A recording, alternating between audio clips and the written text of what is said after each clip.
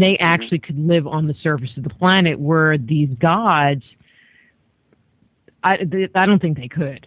Okay. You know. Okay. And do you think that probably sort of, you know, this thing about sort of these entities living underground, do you think that has a sort of a lot of bearing on, you know, worldwide cultures about sort of magical beings living inside mountains and things like that? I mean, one that kind of immediately sprung to mind, for me at least, you know, is things like the stories of Mount Shasta in California, you know, where there's stories of advanced races and fantastic people living deep in the mountains. I mean, could they be sort of an outgrowth of these types of stories, do you think? Or experiences and events? Well, I totally believe that. Well, and then there's all the talk. I mean, I finally interviewed Anthony Sanchez over the weekend. It's a pre-record, so it won't be available for a couple of weeks. You know, in his book, UFO Highway, talks about the base in Dulce, New Mexico, that talks about these reptilian gods that live on the 7th level of this subterranean base, with the Greys living on the higher levels. And I have to tell you, you know, if you just read his book by itself and read the story about these extraterrestrials, you would sit there and go, this is a bunch of crap. You know, because it had no basis in anything that made any sense at all.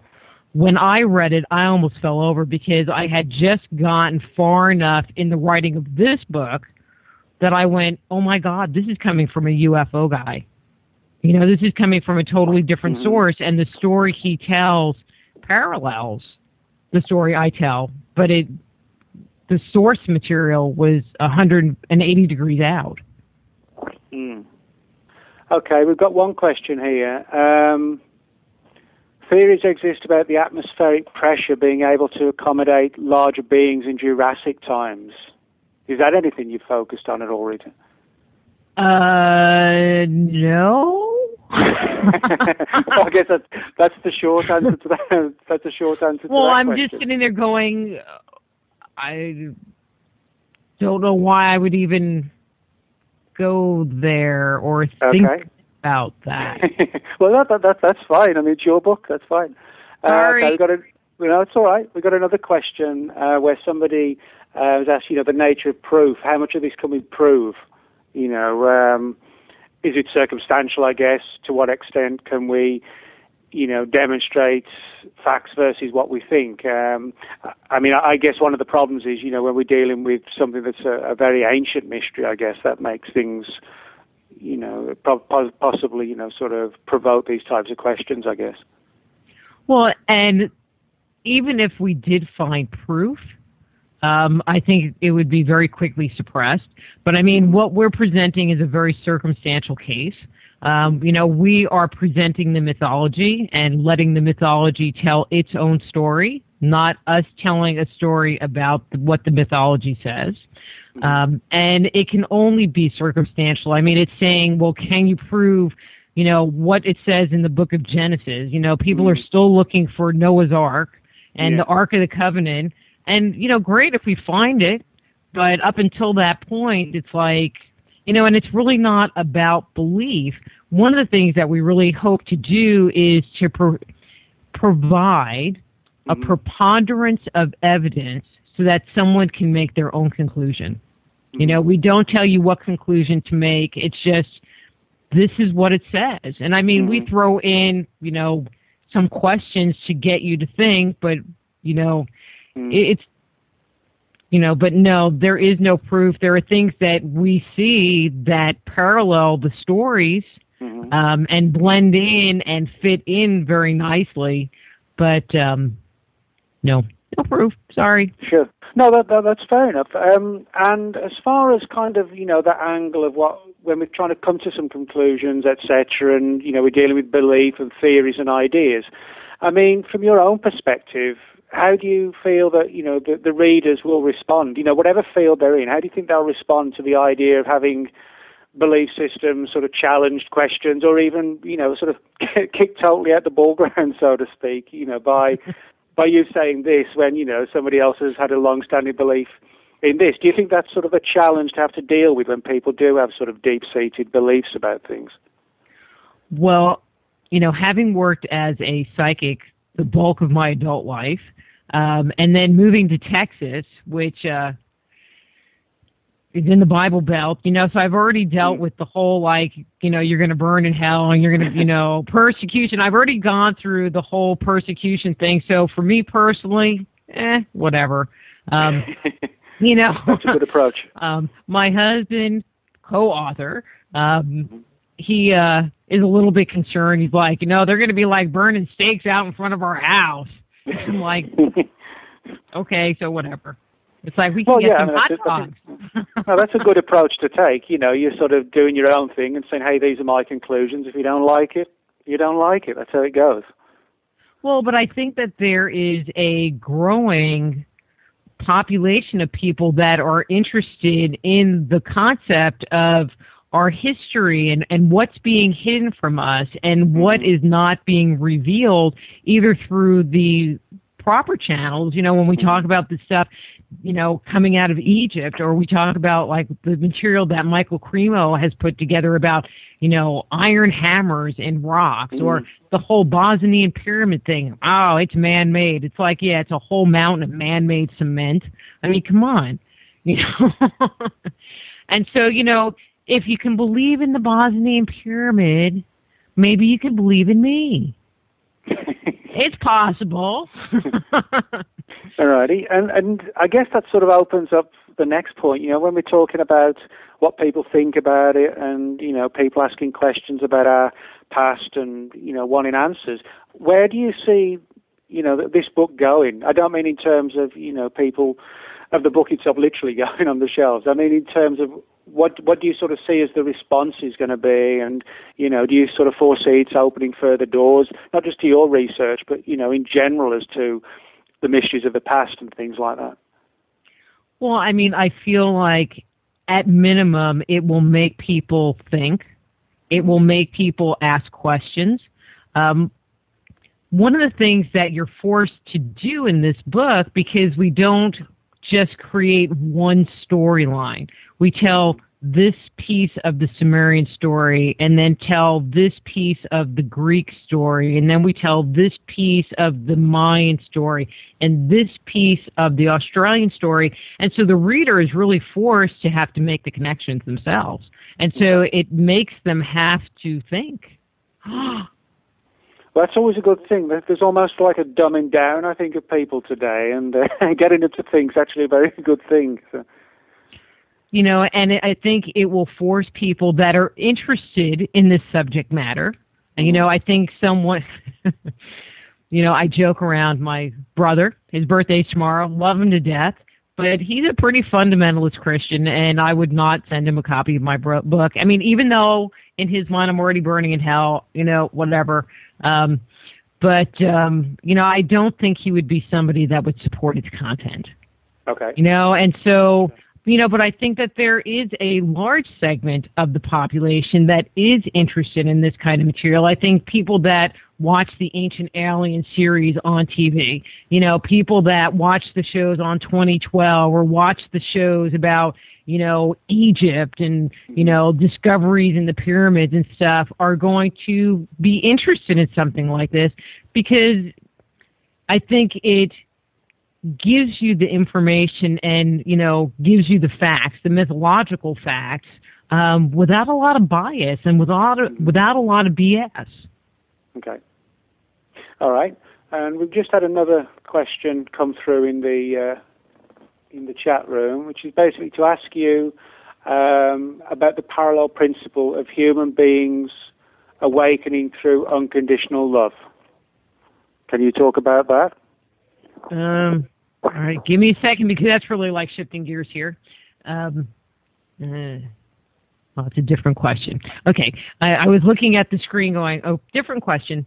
I mean, I think that humanity, to take its next step, we need to learn how to get along, and I feel like we are moving through increased vibration, moving from a more third chakra, power-based society into a more fourth chakra, heart-centered, soul-based society.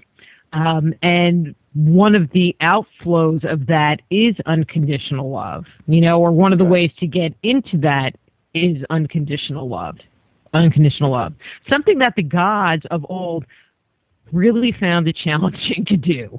So maybe we are starting to surpass the gods of old. Okay. All right. We've got another question. As a species, this one's from One World Watcher, excuse me. As a species, do you believe that we have retained a form of amnesia and that the genetic changes you have explained are a result of our species being dumbed down from our higher prowess? I must have known that I was going to get that question from the chat room because I was thinking about it earlier. See, I was having a psychic moment on everyone. I was thinking about it earlier, and I'm like, there's this one story that I just feel I need to know, have it like in my fingertips. And I remember the story, but I wanted to know where I found it because I thought that would be helpful. And this actually comes out of the Popol Vuh, which is the Mayan creation story.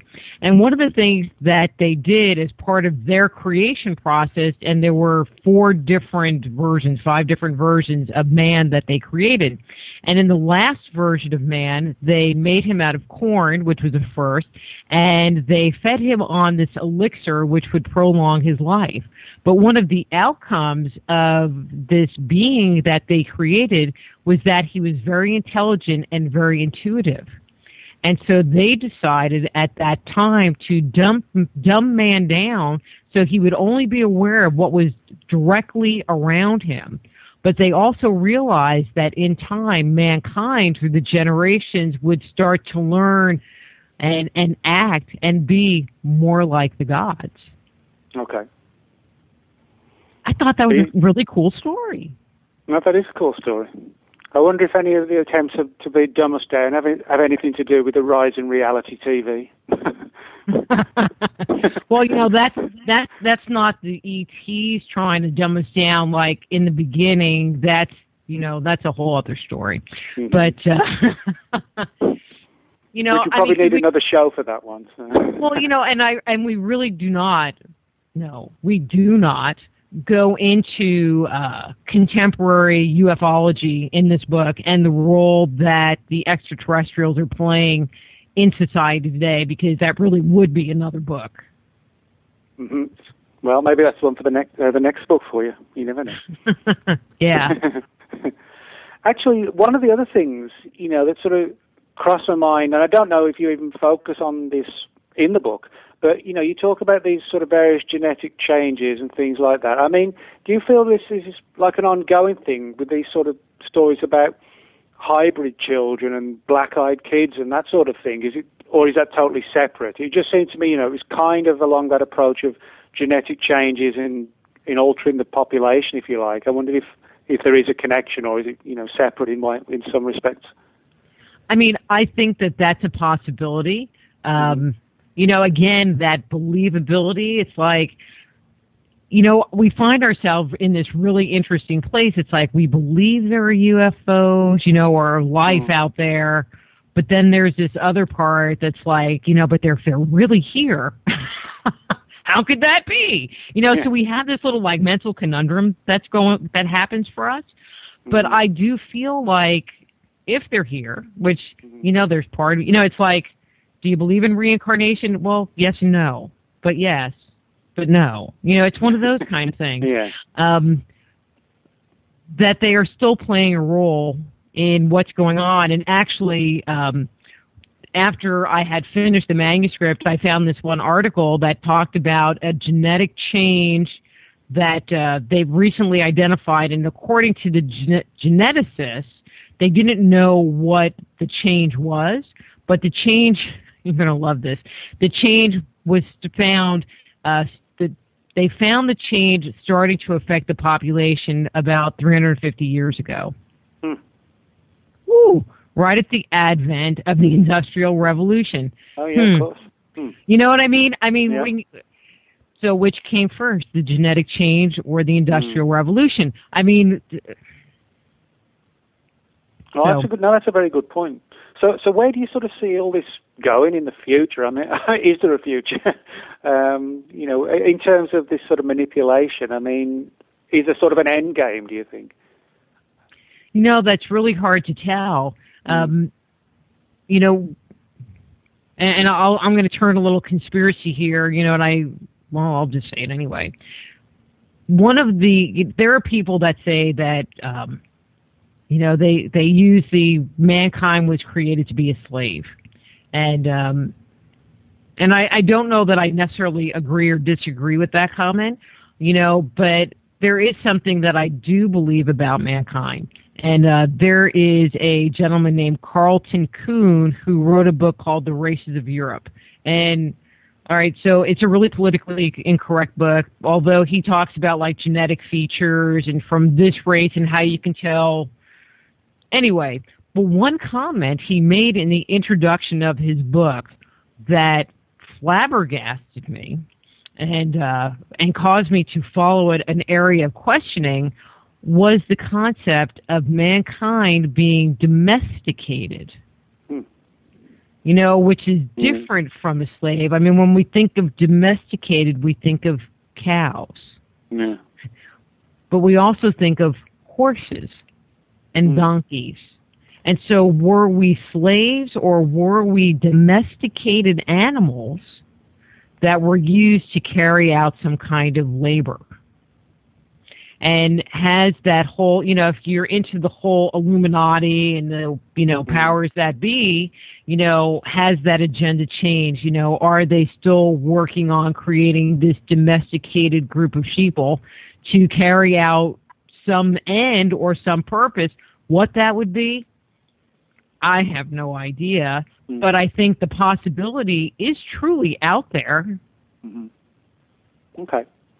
And so, I mean, would that sort of suggest that there are sort of powerful humans that might be in league with them as well, from some of these sort of shadowy organizations with ancient lineages and that sort of thing?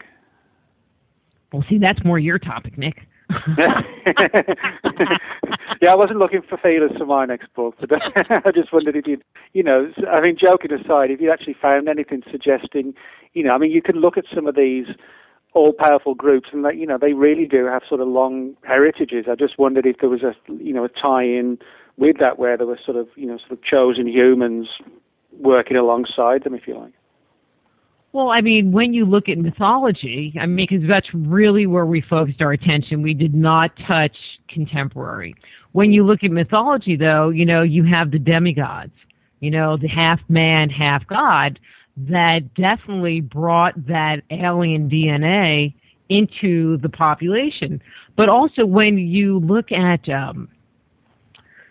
lineages of kingship in many early cultures, if you think of the Egyptians, for example, brother married sister, they married cousins, they married, stepbrothers and sisters.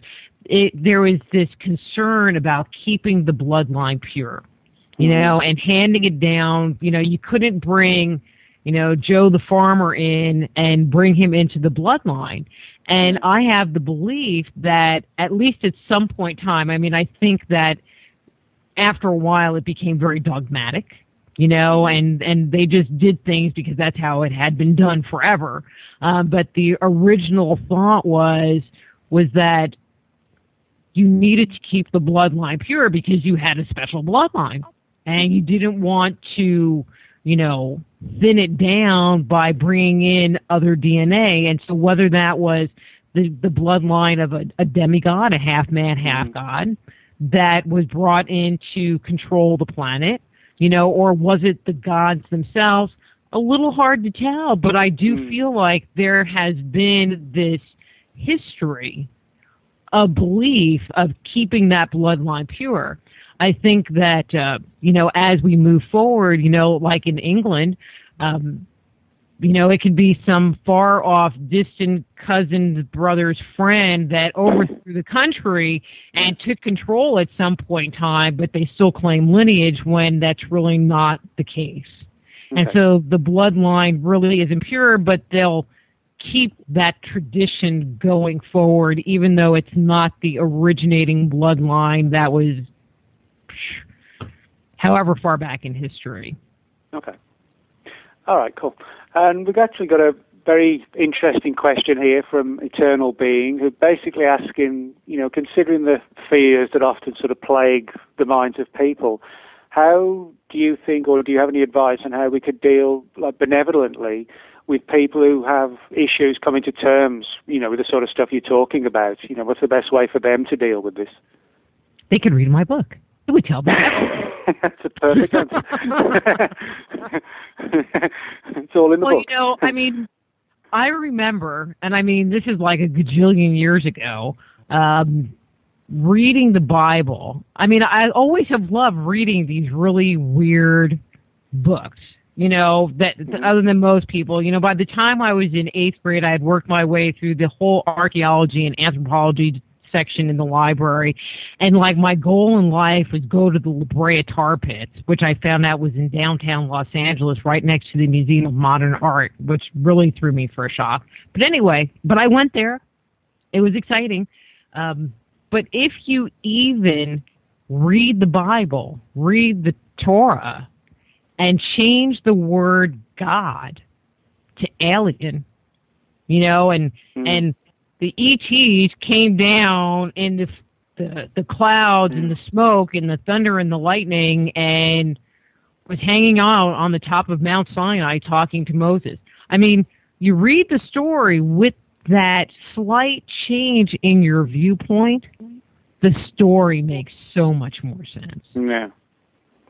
That's the big thing, is the story makes sense, as opposed to going, well, wait a minute, here's this one puzzle piece. Well, that maybe could go there. Well, it doesn't really fit very good, but we'll just leave it there because it's convenient. Okay. And do you think there's a vested interest in keeping this sort of information out of the public's hands, at a higher level, in terms whether it's, religious bodies or governments, etc., or that, that even if they suspect it, that nobody wants this coming out? They don't want it coming out. I don't understand why. Conceptually, I don't understand why. I'm sure they have some reason. Mm-hmm. Yeah, it makes, and I was talking about this the other day to my co-author, Wayne, about, they've covered up the whole UFO thing. One of the things that we noticed was that if you wanted to find a book that just talks straight up, you had to read books that were written in 1940 or earlier. I read this book, The Gold Mines of Rhodesia, and one of the things that he talks about in this book are the skeletons of giants that they found in these mines, or in these gold areas.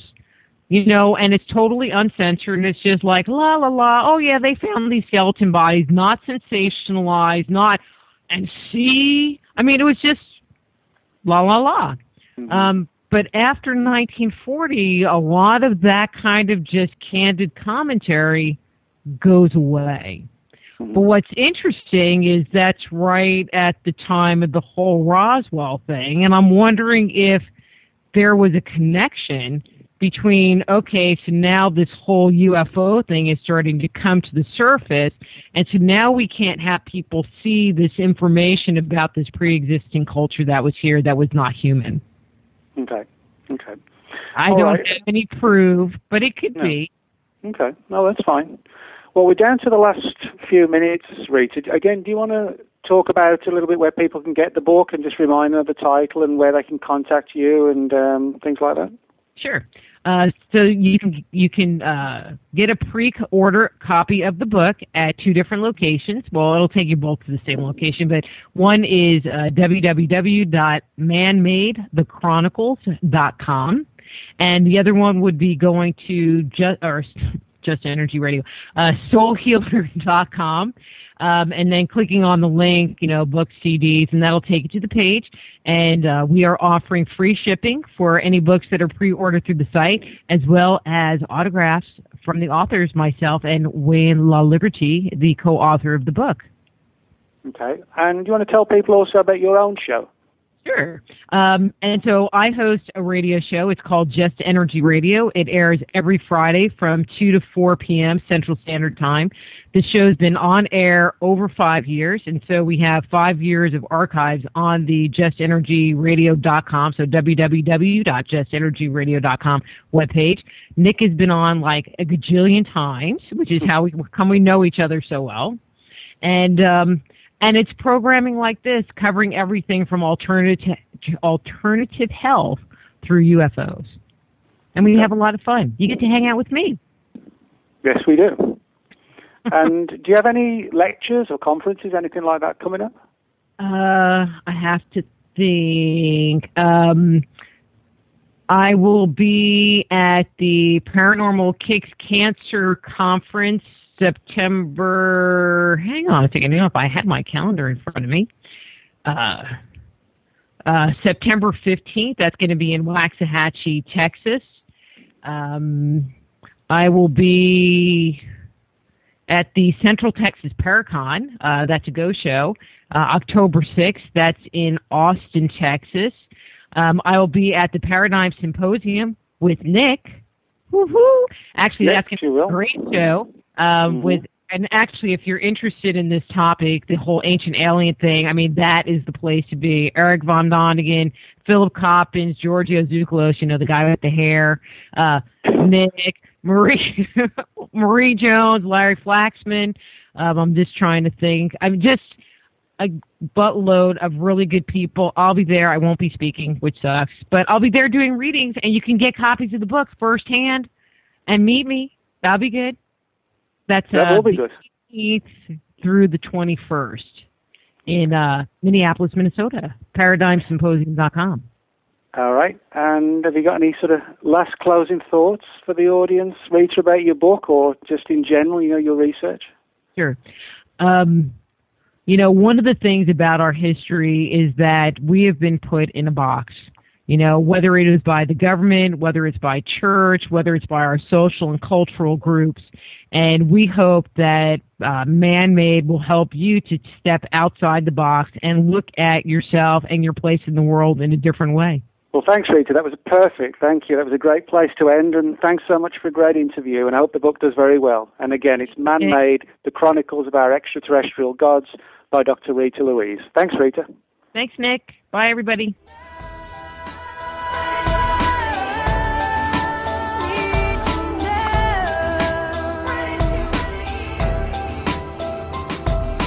Thank you for being with us tonight. Please join us again next Monday evening for Extraordinary Phenomena Investigations Council's Epic Voyages. I'm Roger Peacock for Epic. Until next time.